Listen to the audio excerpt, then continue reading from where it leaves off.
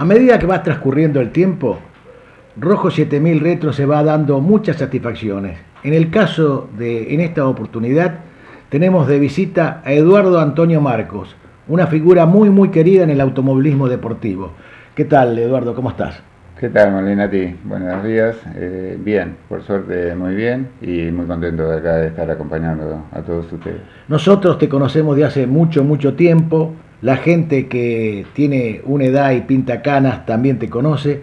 Pero quisiéramos que para toda esta gente nueva que está gozando del automovilismo, nos cuentes un poquito tus inicios en el automovilismo.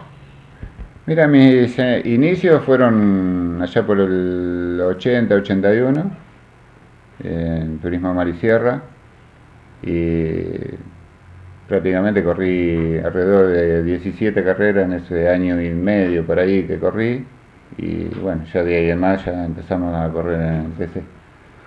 Y por suerte había arrancado bien todo esto de la mano de Rosendo Pedro. Empecé a andar bien y se empezó a entusiasmar y bueno, de ahí empezó toda la idea de, así como cargada, de hacer un TC, porque fue la época que realmente en toda esta zona había gran cantidad de pilotos que habían surgido del Zonar. Bueno, ya comenzaste tu labor en turismo de carretera. ¿Cómo fue seguir un calendario completo durante un año? Y mira, en principio la idea que fue era correr las carreras que se podían correr, como había dicho en principio, porque el presupuesto que teníamos era lo que íbamos logrando a medida que se iba corriendo y se hacía una cena, una rifa y era la forma y alguna publicidad que teníamos y de esa forma íbamos a las carreras que estaban más cerca y las que más les gustaban en ese sentido, ¿no? Eduardo, agarraste una época, la primera del 80, que fue casi dominio de Dodge, y les costaba mucho a los Fores en aquel momento y eran realmente unos ídolos para tratar de ganarles a las coupé del Carnero, ¿no? Sí, tal cual.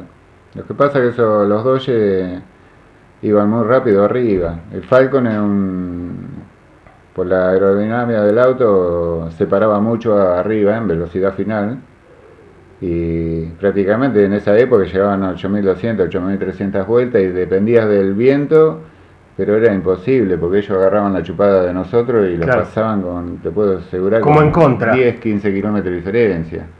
Ni los podíamos seguir, era una cosa que en los circuitos chicos era donde más o menos los defendíamos, pero si no era imposible. Pero una época realmente hermosa que la gente la recuerda.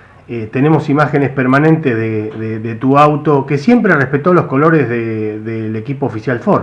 Sí, así es, porque nació con esos colores para nosotros por el hecho de que compramos el auto y así fue a debutar y así siguió toda la trayectoria deportiva mía, porque de ahí en más prácticamente no se pintó más. Te ahorraste mucho dinero en pintura. Sí, por ahí cuando me fue mal, más adelante, años después, ya cambiaba los colores para ver si cambiaba la suerte, pero no pasaba por ahí. Bueno, pero era una época donde el turismo de carretera llevaba realmente gente a los semipermanentes. No, vos fíjate lo que es esto, una cosa loca, es hermoso. Aparte se armaban los trencitos en los semipermanentes que parecían carreras de autódromo. No, aparte yo digo hoy, como eran los autos en esa época, y ves los autos de hoy y nada que ver. Es lo que más siente. Son autos de calle esto. En realidad estos que estamos viendo son autos que... Puro motor. Sí, motor, y los autos dabas 2 vueltas y después era la pelea tuya contra el auto, ¿viste? Porque el auto se calentaba todo y las cubiertas, todo, y después patinaba, iba de cola. Era ir peleando uno contra el auto. Y se hacía todo...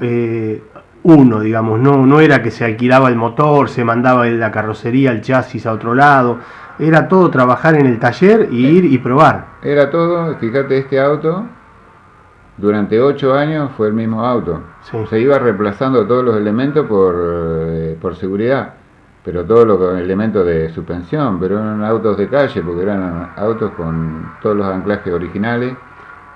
Autos con elástico en ese momento. Sí, hasta el 92 tuvieron elástico. Con espirales, así. Solamente los amortiguadores lo único que te podías cambiar hacer un amortiguador, pero dentro de lo que el reglamento te permitió y todo sobre lo original, ¿no? Después otra cosa no tenía, por eso te digo que durante 8 años fue el mismo auto y por eso es un auto que se mantuvo siempre ahí arriba también. Eduardo, ¿qué te gustaba más, el semipermanente o el autódromo en aquella época? Me gustaban las dos cosas, yo me gusta correr en cualquier lado, pero sí, obviamente que los autódromos, en esa época, cuando se arrancó con los autódromos, la goma era libre, la cantidad de cubiertas a comprar. Claro. Y nosotros compramos 4 o 6, cuando había equipos que compraban 3 juegos. Claro. Que compraban 12, 16 gomas, era una cosa de loco. Porque como te decía recién, cuando llegábamos al autódromo, fíjate vos, había tandas de 30 minutos, una cosa así, larguísima. Sí. Te permitían parar 2 veces, cambiar las cubiertas y salir. Sí. La goma era una vuelta o 2 como mucho. Sí. ¿Me entendés? O sea que compraba más juego de cubierta, que tenía más vueltas para hacer rápidas. Exacto. Entonces eso era lo que nosotros siempre estábamos limitados por ese motivo, sobre todo en los autódromos, ¿no? Prácticamente lo único que cambia año a año es el número, porque la fisonomía del auto, los colores y algunas publicidades, sí, tal cual. Fueron y ya era, digamos, como bueno, acá justo este es el 88. Que es el auto nuevo Exacto. Este ya deja de ser el auto anterior. Este es el auto nuevo, que hizo Edgardo Fernández. Y bueno, este fue un sufrimiento, este auto, porque se construyó con mucha ilusión, porque era cuando la categoría ya empezaba a cambiar. Y se hizo un auto con todas las últimas cosas que habían reglamentado la CTC, tal es así que lo siguió en su construcción. Bueno, sí, el técnico de la CTC, Marchese. Sí, Carlos Marchese. Y bueno, faltando nada para presentarlo al auto fue cuando cambiaron el reglamento y se había puesto ese auto, se había equipado con 4 amortiguadores Fox, regulable en esa época. Y tuvimos que sacar todo, tuvieron que cambiar los anclajes que ya se habían modificado en ese momento, el tema de las parrillas de suspensión, un montón de cosas. Y el auto, como lo veíamos, terminó en el taller del Pincho, que debuta en La Plata, tu auto, y bueno, y vos en ese momento, si bien tenías tu Falcon, debutaste con esta Coupé 2, de Gustavo que es de Gustavo Brescia de azul. Exacto. Bien, hiciste algunas carreras ese año con la Dodge. ¿Cómo te sentías con bien, esa fue una muy linda carrera. Yo corrí de menor a mayor la primera serie, creo que llegué hasta octavo, no sé, pero terminé ahí adelante. Y la final venía peleando ahí segundo o tercero, que venía ganando Satriano, creo. Y se rompió un botador. Este es el del Quilmes, el Falcon del Quilmes, que después dejaste la Dodge. Volviste a Ford, pero con el auto del Quilmes Automóvil Club. Que corría en Bahía Blanca. No era buen auto ¿no? Era un auto, no. Te digo que con relación a los Ford era mejores los autos que yo había tenido. Por eso volviste al tuyo, como en este caso. Y ahí volví al auto mío, que fue cuando estuve con Oscar Castellano, un año, una temporada y pico. Y ya después arranqué, estaba solo. En este caso, volvés a tu auto, digamos, ¿tuviste que reacondicionarlo o pudiste usarlo como estaba? Como lo habías dejado. No, ya se hizo todo, se hizo un montón de cosas porque se cambiaron, se hicieron las cañoneras nuevas, se hizo parte de la suspensión nueva, porque era cuando ya se habían sacado los elásticos, todo ese trabajo se hizo sobre este auto. Mientras editábamos las imágenes decíamos qué cantidad de pilotos de punta, era difícil ganar, mirá. Oscar Galvez, era un sacrificio enorme. Era terrible. Fueron años extraordinarios. Bueno, y nos queda pendiente... Aparte, como te digo, extraordinario porque fíjate la cantidad de pilotos de acá de la zona que había y todos estaban funcionando muy bien.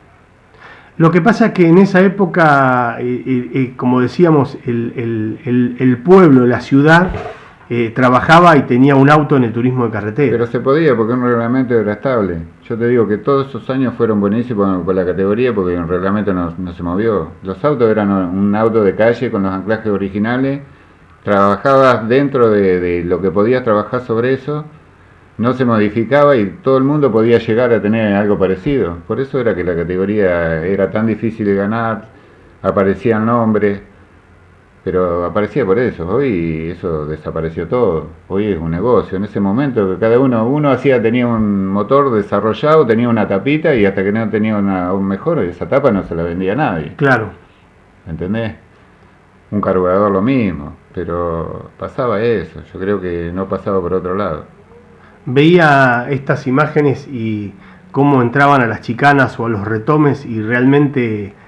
se notaba, había que hacer un esfuerzo muy grande para que frenara y poder doblar. Y si los autos llegaban a 2.45, 2.50, en parte a 260 kilómetros que llegábamos ahí en Tandil, y cuando llegaba la frenada, aparte cuando se calentaba todo y el asfalto, incluso días a veces de mucho calor, que se ensuciaba la pista, te digo que era un buscapié, venías manejando, frenando y llevando el auto finito porque se te daba vuelta.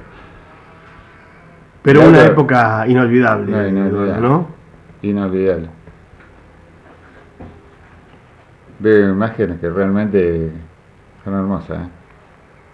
Bueno, y acá tenemos un poco Balcarce, ya vamos palpitando porque vamos a ver la carrera en el próximo bloque donde llegás a poder lograr tu victoria esa tan soñada que fue en 1987, ¿no? Claro, sí, correcto. Que después nos vas a contar en el próximo bloque, pero tiene mucho que ver el tema de las gomas, ¿no? Sí. La elección de las gomas. Lo que pasó ese día, sí.